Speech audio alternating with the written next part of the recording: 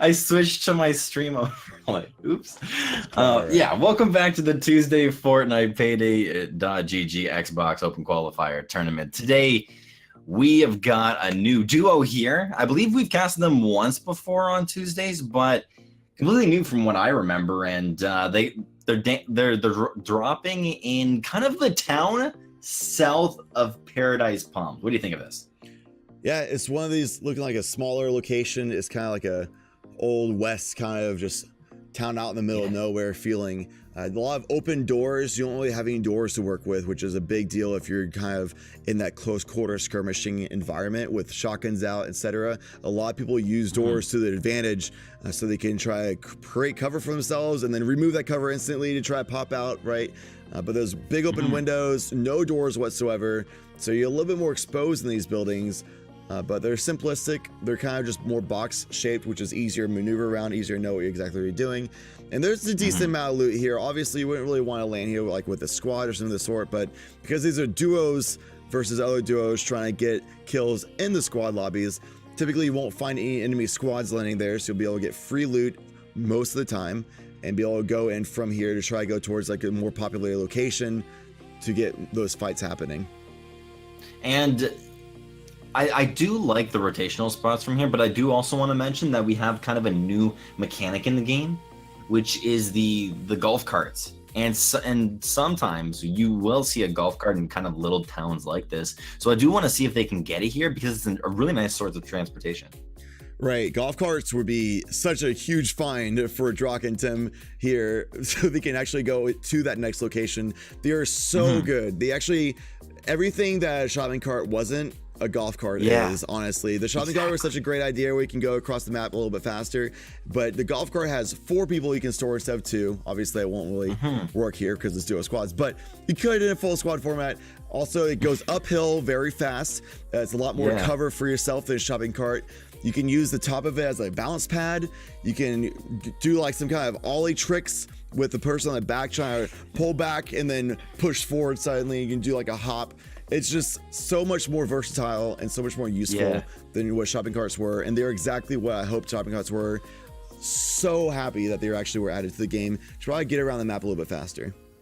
And I thought that right when shopping carts came out, it wasn't going to be a normal shopping cart. I don't know why I thought that, but I thought it was going to be like a shopping cart, but with like jetpacks on the back so that 2 people could fit in the shopping cart and then they could just go wherever they want to. Right. But no, it was just one guy pushing and one guy sitting in the seat. Regular shopping cart. Exactly. So now that the golf carts are out, it's just like, all right, it's a very fast-paced game now. From what I've also noticed is that it's not like there's these long drawn-out 20-minute games anymore, or some of these games are like that. But with these shopping carts now, a lot of people are dying very, very fast because people can get from A to B in, let's just say 30 seconds rather than 2 minutes. Right, a lot of times just because shopping cart right below this person who took the rift, all this transportation maneuverability options like we're calling out before. Free kill, perhaps he disconnected, who knows? Deer in the headlights, but it's a reverse this time. It was a driver seeing the deer in the headlights and freaking out and going still. Crazy to see, but more fights happening right now. Right, there's one more person inside of this house. Let's see if they can finally get the kill. But they dropped down from that big mountain inside of one of the rifts, which is also a new mechanic. We'll talk about that a little bit more later. But they dropped down from it, landed on the ground. The guy, I guess, disconnected or did something. Maybe you just thought he was dead straight up. And Drock, from what you saw there, just shotgunned him in the head. That was really nicely done. And I don't know if there's one more person inside of this building, but what we already do know is that 2 people have died in this squad. So that's already 2 quick kills for this team. One more person right below the structure. He's definitely building defensively, wanting to just get out of this very weird situation he found himself in. 100 to the back, pulling out the drum gun is Drock, and he finishes off the last kill. Yeah, that was quite the entry into that fight for sure. That last player seemed to be a little bit scared because their teammates were falling very rapidly to Drock and Temp here. So they lost confidence, it seemed, and they just started playing very defensively, and that ended up being what they were taken down from, really.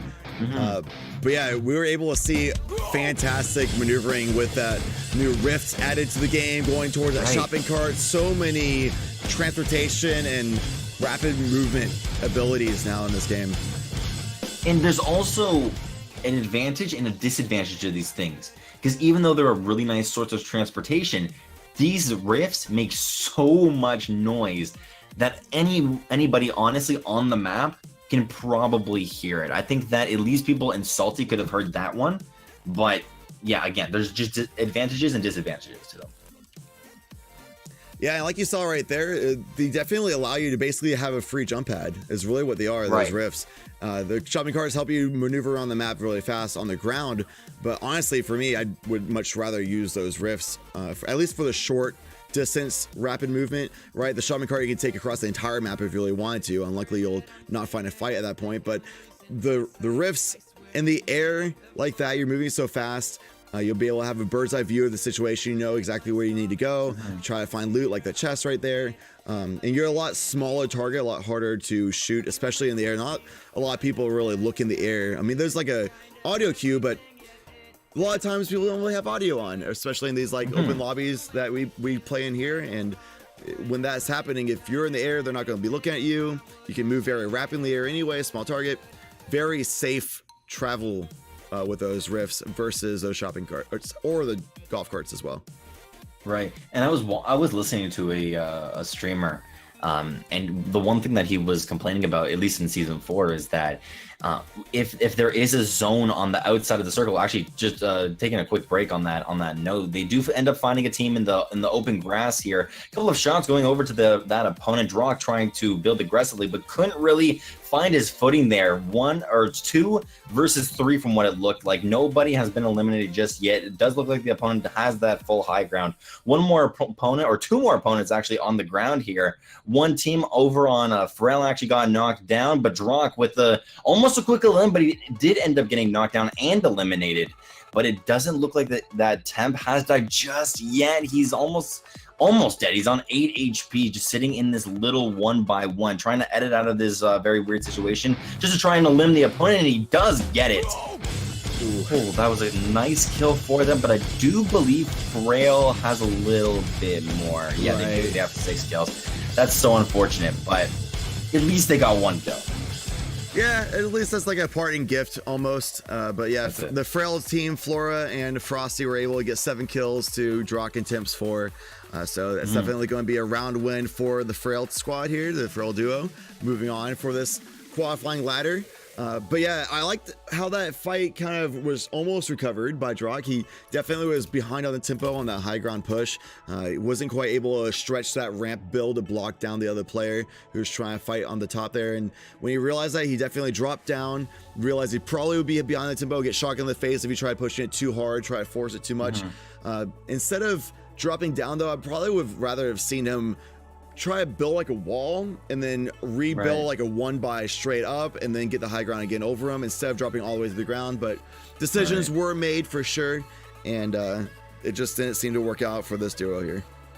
Right, and sometimes it's just the footing. Like, you can't really get the jump off sometimes, or you have a plan in mind and you try and stick to it, but it just doesn't go your way, which, you know, just comes with practice and comes with being in those situations a little bit more often. But it's kind of unfortunate stuff coming out of this team, but really nice play coming out of the enemy there. I believe they ended up dropping Loot Lake to start that off, but I do love the prediction of the rotation there, because if you land on the north side of Loot Lake, a lot of people from Lazy Links are going to be rotating in, maybe even from Risky to Lazy and then over to Loot Lake. So it's a nice kind of prediction there.